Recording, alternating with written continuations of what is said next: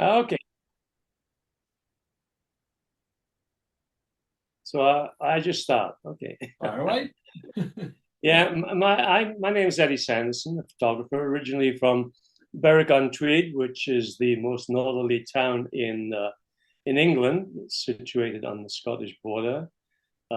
Claims to fame, Braveheart film, uh, the castle where uh, various movies were made at Bamborough, and also the fact that Berwick Rangers soccer team is the only English team to be playing in the Scottish League. Oh, And the reason for that was that in those days it was the distance to travel by bus a team from uh, the Scottish borders down to Southend or somewhere. So yeah, it's and then I worked there. My first camera was an old sort of Ansel Adams plate camera, so I learned to tell a story in one picture because it took so long. And I was always looking for a way out. I didn't know if I wanted to be a film. I was taking video for Times television at the time as well, and I had aspirations to be a Jacques Cousteau undersea photographer, but then I wasn't a very good swimmer, so that kind of went out the window. Um, at one point, I wanted to be a chef, and then there was no Gordon Ramsays in those days. There was no money really in it, just a lot of hard work. And my dad, who was the fire chief of the area, got me a summer job at the local photo agency. And luckily enough, we had people like Jim Clark, who was the world racing driving champion at the time, and Jackie Stewart, and also Lord Alec Douglas Hume, who was the Prime Minister of Britain, and he had a place close by. So the train always stopped in Berwick, and it was always in the news. So I eventually got a job with the Mirror Group and moved to Manchester. And I really didn't know much about Manchester or anywhere else at the time, but I was about 20, 22 years old and took my chance. And a lot of the older photographers didn't want to travel too far away from their families. So any foreign jobs that came up, I came to me, even though I was pretty novice. And by the time I was 28, I'd photographed Mother Teresa in New Delhi and Salvador Dali on his roof in Cadaqués in Spain. mm. And a quick story to that is that I had a Rolleiflex camera, one that you look down through and you focus and then you put it up to your eye. And I was there with a writer called Peter Evans, and he said, "Would you like a glass of champagne?" We said, "Sure." And so we did the interview. He had a couple of glasses of champagne, and he said, "Well, would you like another glass?" And we said, "Yeah." And it was a magnum of very expensive champagne, and he had his English Scottish manservant pour that one down the drain because he said it was flat. This is how eccentric the man was, and open a new bottle. Anyway, we get up on the roof, and he's dressed in his gold lame with his kaftan and his Aladdin shoes and his cane with a gold 6-inch gold nude on the top of it. So he and the sunset on a flat roof. And he said to me, he said, "Yeah, yeah, just tell me when you're ready." I said, "I'm ready." And he said, "This is not good enough." And I thought, what is wrong? So he got his manservant to bring a kitchen chair out and said, "Right, here we go. Get ready to take it." And the guy threw the chair over Dali's head. And that's that picture, which is quite well known, of the chair flying over Dali's head. And I only had one shot at that. And of course, now people say, well, AI, you could just stick a chair in the bleeding sky, couldn't you? It would be that Yeah. easy. And yes, it would be that easy, but you had one crack at that. So then the Mirror asked me to go to America, and I never wanted to go to America because the first Americans I ever came across came off a cruise ship in Mykonos in Greece, where I used to go for my holidays. And the first people off were wearing green shirts, green shorts, green socks. And the first voice I heard was this nasal voice saying, "Harry, we're going to get to another island soon." And I thought, this is America. And of course, it turned out the lady was from the Bronx, so it wasn't exactly the American accent. So I wasn't crazy about it, but they sent me over to LA to photograph Michael Caine, who was getting married to Shakira, who was the Indian Miss World at the time, and also to photograph John Wayne and a few of the other stars. And I wasn't starstruck. I wasn't into really celebrity stuff. I would rather go to the zoo and take pictures of animals. But anyway, I was over there for a few weeks and kind of got to like it. So I was young, single, and decided to go back to LA and set up Eddie Sanderson Photography. And that's how it came about. And there was a lot of graduation towards the celebrities. I took probably so many pictures of Joan Collins through her life. She's godmother to my son. Went everywhere with her, and I got to know the British crowd a lot. The Sean Connerys and the Michael Caines and the Tom Jones and the Engelbert Humperdinks, and got invited to their homes. And Tom Jones, who was a lovely guy, he had a mock Tudor house in Beverly Hills, just off Sunset Boulevard, and he had an English bar there with the counter and the bottles and the glasses hanging up there. And he also had an English red phone box at the side of a swimming pool. And I said, what's that for? And he said, I brought that over from Wales.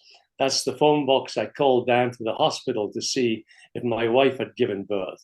So I bought it and brought it over here. So the picture of him, it looks a little bit out of place, him standing in a pair of tiny shorts, briefs, I would say, in the phone box. But he was one of the nicest guys. He loved us coming up there and just hanging out at the bar. He wanted to be one of the guys. And so was Rod Stewart. Rod and I played in a few soccer teams together. One was the Exiles, which was quite well known. And we used to go there. You'd finished with the Mirror then? You'd set up on your own then? Yes. I'd moved to, this would be about 1974. Right. Going on. And my first apartment in Santa Monica was in Santa Monica because that's where the English pub was. That's where the King's Head, and that's where everybody went. So and down by the beach, in nice warm days. But Rod was a pretty good player. He had trials for teams, and he was a very good right half, as we used to call him. And I played centre forward at the time, and he used to pop balls over into my head and bump back in the net. And we once had, we had quite a few people come. We had practices and informal games where people would show up. Like I don't know if you remember a guy called Joe Bugner, who just died recently.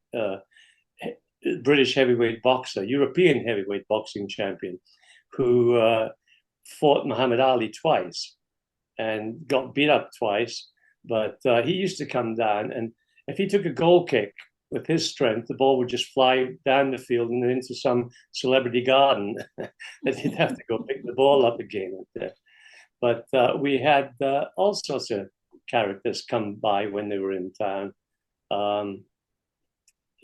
From different denominations of music and film. And one day I was photographing Gordon Ramsay outside. He was staying at the Beverly Hills Hotel, and he knew we had a team, and he liked to play soccer.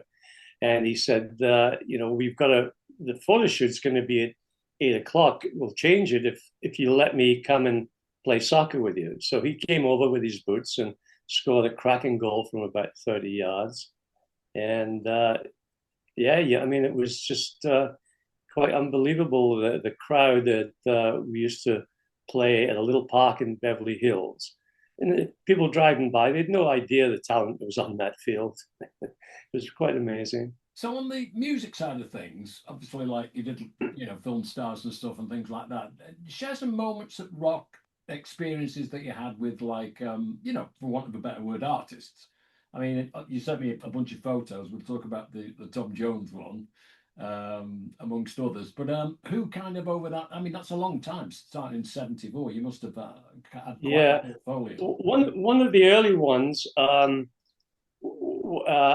think I might have been still at the Mirror. I went to Austria to photograph Mick Jagger, Oh wow! who was on tour, and I he said, "Let's do this shot early outside in this near this lake with a chestnut tree." And I said, "Okay, how early do you want to do it?" He said, "Oh, about 11." So anyway, that picture of him just standing casually under the chestnut tree with his fedora on, looking so peaceful. And then I ran another picture next to it.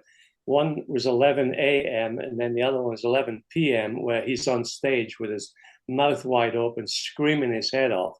And the two just kind of went together. But he was very nice. So you took photographs of the Stones live as well, then? Yeah, yeah. I didn't do much in the way of concert on stage pictures. Most of the sessions I did were posed with Oh the right. particular artist, and I mean Tony Bennett was another one. I used to go to New York and photograph him a lot for Hello magazine, and he probably was one of the nicest uh, people I've ever met. Because in a lot of people don't know he's a brilliant artist and watercolors.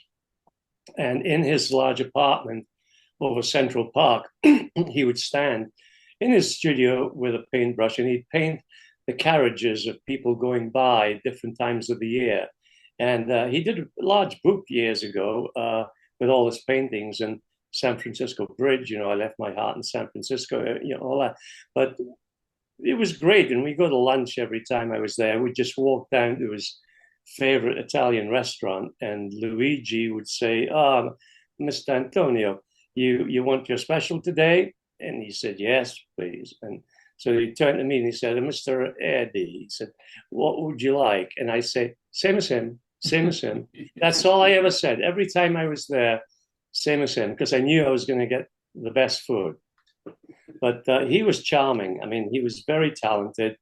We went out to Central Park in a rowing boat, taking pictures. He standing on a corner getting a hot dog. Just kind of off the wall stuff. And I think I put him up there. But yeah, I love that generation. I mean, one quick funny story about Sorry, Ray. what year are we now, Eddie? Oh, we're probably about 77, 78. Right, right. Because I mean, Tony Bennett was obviously an artist in every sense of the word. I mean, we're talking pre-digital and everything, aren't Oh, absolutely. Yeah, I we? had to carry, my lights with me and backup Filters. Yeah. cameras, and you had no idea how your picture is going to turn out until at least the next day after you dropped your rolls of film off the lab, and then you went back and picked them up and looked at the transparencies to see. Most of the time everything turned out all right, but yeah, I mean, I never used to lose sleep about it because there's nothing I could do about it. Because I You just had remember to. I started in '74 working in the record industry, and a friend who was, excuse me, was a photographer, and he would come to gigs and stuff. And in those days, I mean, a lot of my favourite photos were like the black and white ones, the great photos of like Hendrix burning his guitar and and Mick Jagger, sorry, David Bowie and Mick Ronson, that kind of fellatio shot things. All the photographers were on the stage. Nowadays, they're all kind of in the orchestra pit. But the looking back in that period, I mean, I remember the guy used to come to the gigs, take photographs, and then I think you might be in, I think you're still in the UK then, yeah, in the early '70s, and excuse me, and he would have to go to the railway station, have to go home, kind of develop them, and then get them to Red Star to take them so that the music papers had them the next day. There was no kind of Yeah, working that's right. in the dark room at home and all that and everything. Yeah, one of my best friends, Keith Story, I met through a company in Britain called Midnight Express, which was an international courier company, and they would send a van to my house and pick up film, Yeah. take it to the airport. Somebody in London would pick it up, and I mean that's how it went. You didn't transmit things on a screen and just the way life was. And I look back on it and think, what a great time to be a photographer and grow up with real photography where there was no digital manipulation whatsoever. Um, you didn't retouch anybody's eyes and change the No nose. Photoshop, nothing, eh? No, but the only thing I did change once was, well, a few times, but one of the sessions I had with Ray Charles, he was he used Technics. That was his keyboard piano. So I was asked to do a poster with him at his home studio on Wilshire Boulevard in LA. And he was a womanizer. And he was late in coming in. And he was a fascinating guy because he kind of knew where I was, even though he's blind. He felt my presence around him. So he's at this piano and he just tells me, okay, when you're ready. And so he started to smile and I say, stop. He said, what's up? I said, you've got a big piece of turkey stuck in your teeth. Because obviously being blind, he didn't see it in the mirror. Except I could see it. And I thought, well, let's just take care of this now. In these days, now you just do it and you pick his teeth in Photoshop. That would be. Problem with that is that anybody saw the photo back then, the only thing they'd look at was his teeth, and by the photograph. I know. Out the most. But, I mean, it was kind of spooky the way he could follow me around being blind and knew exactly where I was. And we had a lot of fun. I had a lot of fun taking the pictures. I mean, for Rod, for example, I went to his house one day in Beverly Hills, and he had his musicians there, and we thought it was a kind of palatial house in a sense, and with big half circular steps coming down at the front and a driveway. And so we wanted to do something different. So he went round the cupboards in the house and pulled out all these silly hats for his guys. And they brought their instruments out and they're all just posing there. I mean, we never do those things these days.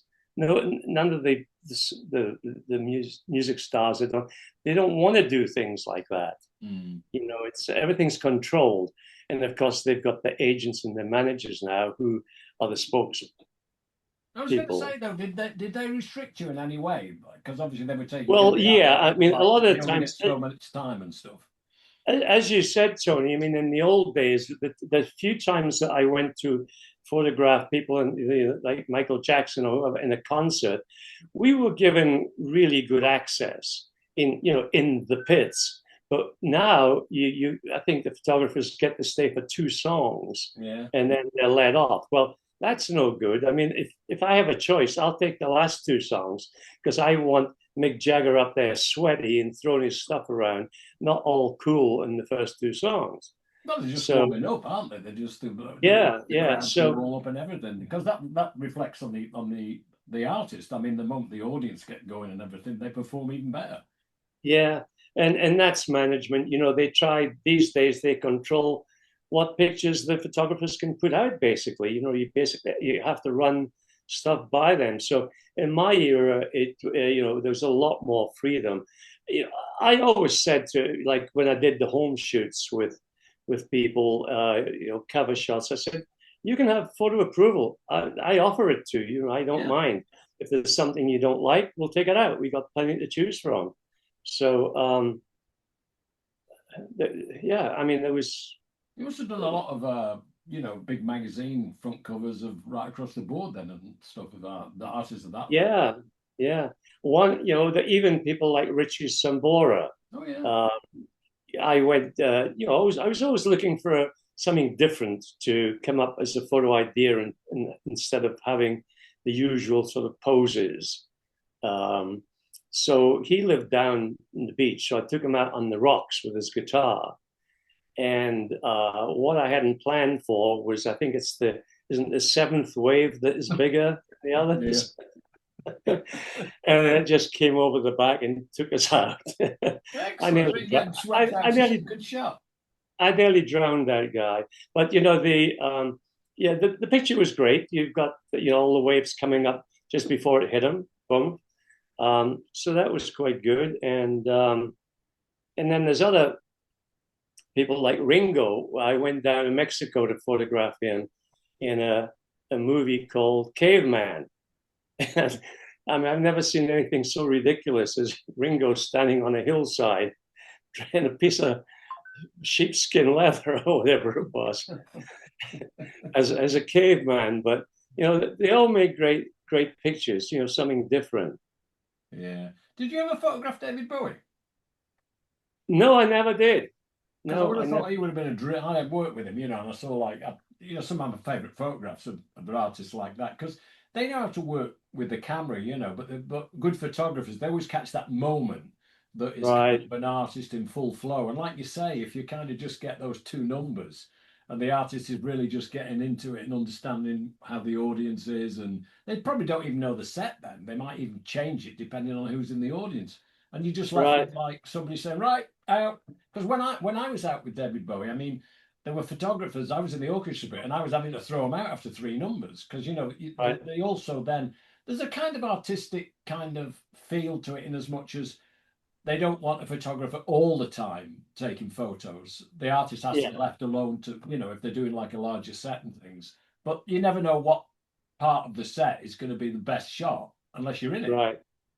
Well, that was always one of the things I was careful about when Mm. to intrude and when not to intrude, because I was given free rein a lot to do what I wanted to, but at the same time, there's moments you step back. I may have actually photographed Boy. I just can't remember. There were so Are we many. talking all black and white photos then? No, by the time I was photographing back into the 70s, I would say we were into the color, into the ectochrome and the Kodachromes and that. Then um, slide film. That's what the magazines wanted. They didn't particularly want negatives because it was the quality for the big magazines. But yeah, I turned actually some of the color pictures into black and white, Mm. which I liked. The Ray Charles one, I turned it black and white. One of the Tony Bennett ones I did. Yeah. And you've got a picture of I'm Tony looking Bennett. at it now with it, but he's playing tennis. That's a colour one. And is that's like New York in the background, is it? Yeah, he grew up in Queens, Yeah. and he always had this wanted to as Antonio Benedetto, and he always wanted to be a musician, singer in Manhattan, in New York. And so he loved tennis. And one of the ideas I had was to go to the tennis court in Queens. And How did you I get that wanted, shot? It's just like well, almost like he's serving. It's like you're playing tennis with him. right. I mean, it looks as though he is Amazing. the John McEnroe. I mean, how many times do you think it took him to hit a ball to get it into the lens like that? Well, good question. Not a clue. One. One? Oh Yeah, wow, not that's cool. nobody gets it right. Yeah, I've actually got the ball on the end of a chopstick, and I'm holding the ball here, right in the lens. And all I had to do was get Tony to play the shot through and look the right way, and we've got the perfect That's shot. perfect because it's a great shot, and I mean, he's got a great. He must be great to photograph anyway because he looks fantastic. But the point is, Yeah, what happens if, like, after 20 times you're saying, "We'll need to do it again, Tony"? It's not going to be the best photo anyway, then, is it? yeah. I don't think that he could actually hit the lens once if he tried, but yeah, the whole thing is obviously where the ball is. I'm looking up because I've got the picture on my wall here, but the way his hands out and like a player would play the shot on his balance, and he knew exactly what to do. Was that where? Who was that for? Who used that photo? That was for Hello magazine. Oh, Yeah, great. yeah. I mean, one of the big. I used to do a lot of shoots for them, and they didn't just run 2 pages of pictures; they run 7 or 8 pictures of pictures, and some of the pictures would spread right across the page. Mm. Uh, yeah, they did pictures well. It was good quality paper too, so the The reproduction good was thing though, because you've done it for so long, is like you get to understand. I mean, I know that myself. You get to understand working with artists because some of them don't particularly want to do anything other than get on the stage and play. But if they have to do an interview or have to do some photos and stuff, then they have to kind of make sure that, you know, they're turning up. Otherwise, they're going to have a lousy photograph and it's not your fault. Right. Well, you know, there's a guy called Morrissey, Oh, yeah. uh, and From he's from Manchester. Manchester. Yeah, yeah. Well, I never met Morrissey, and I didn't really listen to Morrissey type sad death type music or whatever you would call it. Anyway, he was in Beverly Hills in a hotel, and I had to do some pictures of him. And everybody kept telling me, you know, he won't want to spend much time, and he won't want to do much. You know, he may not even smile. But I said, well, that's all right. Whatever his personality is, I'll try and get it across. So he came down, and I met him in his room first. And he said, what do you want to do? I said, well, there's a jacuzzi down there. Let's get in the jacuzzi. He said, does that mean I have to take my clothes off? I said, no. I said, it would look even better if you kept them on, actually. Yeah, yeah. So he came You get down away with it. he came down with a robe, and I'd never met him before. And he took his robe off, and he got in, and he said, what's this? And right in front of the jacuzzi was this massive bowl of fruit. I was just using props, whatever I could get. And he said, oh, okay. So he's in there. And he said, what do you want me to do? And I said, take a bunch of grapes and stick it in your face. And he did. He did.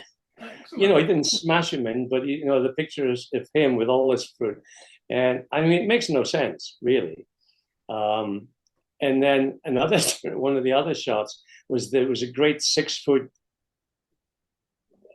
sort of travertine vase, you know, decorating around the pool, and I got him to go in there. And oh, he loved certain flowers. Girls would throw flowers at him on stage, apparently, irises or whatever they were. So I got the florist to deliver some flowers, and I've got him just laying on the grass, surrounded by, you know, 200 flowers. So yeah, it was just a question of, you know, using the imagination was a big part of the picture. Yeah, and I You think the know, thing is that in a way, the more you do, as you grow up into your job, as they're perfecting their art as well. So the thing is, the best right. photographs are when you have a good relationship, especially if you go back and photograph, say, Tony Bennett, if you've done him a couple of times, you come back. I mean, he knows you, he Oh, trusts you, because there's he's always the element comfortable. of them not trusting you, Right. like a journalist. He's comfortable. So, you know, like second and third shoots over the months, the years, you actually could, you know, push it further if you wanted to. Mm. Um, you know, some artists that I didn't have to ask them to do things at all. They asked me to do things. Uh, I would say Ozzy Osbourne would be one of those, Mm. where when he was living in Beverly Hills, uh, the weather was nice, and he was willing to put on a pair of shorts, even though he didn't have, you know, the Mr. World body. But he got in the pool, and you know, it was just really simple. He's in the pool. He's got a big cigar, A bat in and his he's mouth. big fat cigar, which is in his mouth, and he's giving the Winston Churchill peace sign, Yeah. and with his hand on his hip. And it was just simple, Yeah. but I didn't ask him to do anything. But and then we went on another shoot. He's sitting by the pool, and it wasn't long after he had bitten the head off a bat on That's stage. right. Yeah, that's what I was saying. Would he have a bat in when he was like that? The bat Yeah, in his mouth. well, he thought that the person that threw the thing on stage, he thought it was plastic. Exactly. Yeah. Yeah. And anyway, so I'm up at his pool, and right beside him there, he's got this cage with his parakeets in. So I'm thinking, this is maybe a bit risky, but I said, can you bring one of the birds out? Will it sit on your finger? And he said, yeah, sure. So he brings it out, and I'm taking pictures, and it's getting closer to his mouth. And I said, Ozzy, don't bite the head off the bird. I don't Yeah. want to do that picture. But anyway, the bird just started picking his teeth. Oh. You know, like, I mean, it wasn't horrible, but it was a great picture at the time because Yeah. it tied in with the news story and all that. I think the But thing is, though, when you look at like whether it's Ozzy or Tony Bennett or anything, I mean, they are performers, so they have to perform in an interview, they have to perform in a photo session, they have to kind of turn up at everything that they do because they wanted this, they chose that for their living. So if you're going to do yeah, it, there's more than just getting up on stage and performing. I think so. I mean, we've got 7 minutes left, so we might have to have you back for some more stories that I hasten to add. But just while we kind of go on from here on the music side of things, have you got any particular, favourite moments for you that kind of were even better than you expected? Stuff that you maybe thought would be good, but Yeah, turned out amazing. one which is the total opposite of getting a great picture is the picture I would have liked to have done and didn't do. That was one day I was playing tennis with Jeff Lynne, who was my partner, with a couple of other guys, Dick Clement and Ian LaFrennay, who were writers, and we were playing at Dave Stewart's house. Oh. And Jeff, who always kept his pants and had his dark glasses on, said, I got to leave early, get back into Dave's house, because I've got to meet some musicians. So he said, if you want to come in, have a cup of tea, but no pictures. And I didn't know what he meant. So I walk in there and sitting on the couch, all just very casually, would have made a great picture, was Roy Orbison, Tom Petty, Bob Dylan, and George Harrison. Oh my God! That was the start. Wilburys. That was the start of the Traveling Wilburys. Oh, what a picture! But that was the respect. They trusted me. I could sit there and have a cup of tea and listen to them chatting away, but no pictures. Yeah, they probably haven't announced the fact that they were the Traveling Wilburys. They're probably having a pre-band meeting. Yeah. It's all what is it? I mean, you want the photos at the time when they're gapped to launch, because with a lineup like that, I mean, it would have made amazing photographs. But maybe you could have taken it and then just held it back until the right moment was to put it out there. Yeah, but when he said to me, no pictures, I didn't hesitate. I didn't try to push it. That's why, that's why you get the trust factor, and that's why they'll let you come back. And they need the publicity and they need the photographs, but they need to be comfortable in the right surroundings. I mean, I've seen situations where you can tell an artist doesn't want to be in that situation, but in a way, the more that you work with them, I mean, if you're 20, the first 5 years and stuff, you're getting used to being the photographer yourself, I think, and then as you grow, they're all different, and you never really know. Yeah, and some, I mean, there was Keith Moon and Alice Cooper, for example. I was to do, I don't know what the reason why I was photographing. Oh, I know. It was because they both had old Rolls Royces. Oh, wow. Great. So I took him up to the top of Mulholland Drive to have the Rolls Royces there. And the cars are just pointed like this, and they're both sitting on the bonnets. And I said, oh, that's a great shot, And Keith Moon says to me, I said, come on, we got to get something else in this. So he goes and opens the trunk and takes out 2 chilled glasses and a bottle of Dom Perignon. Oh, great. Nice problem. Champagne. Yeah. So, that just added to the picture. But a lot of the people were, but Keith Moon was so crazy that I had an apartment in Santa Monica when I first moved. And I was quite friendly with him. And he came over with his Swedish girlfriend one day, and he asked me if I had a broom handle. And I said, what do you want to do? Are you going to clean my apartment? He said, he stuck he took his shoe off and stuck it on the end of the broom and put some shoe polish on the sole and started making footprints on the ceiling. Excellent. Where do you come up with stuff like that? Yeah. Absolutely crazy. That's great, Eddie. I mean, that's really good. What we'll do is, if it's okay with you, I mean, there's not much to edit out really, but I'll drop you a note and we can reconvene. Maybe if you think of some stories that are just music related, we can just start artist to artist, absolutely, yeah. I mean, because that's quite a career, and there must be have a think on people that have got good stories and things, because like I say, I could just sit here and throw out endless names at you and you've probably done a whole bunch of them, but I'd rather have that element of surprise like the audience would as well, rather than I don't know. We can go back, and start even in the early days. A funny story about Sammy Davis Jr., for example. Oh, great, yeah. Taking me from his house to a show in this limo with outboard the Let me boards. stop you there, Eddie, because we've got less than a minute and you'll run All out. right. And I hate running out without saying bye-bye. So Well, at thank you least so much. I oh, and shall. before you go, listen, I got to show you this. This is my old pal, Great. Martin All-time Page. favourite. Yeah. Excellent. I Yeah, know that. Martin with Page. his the Great first thing I highlight for heard you. in his new album. That's Yeah, brilliant. No, it's his new he's album. Great.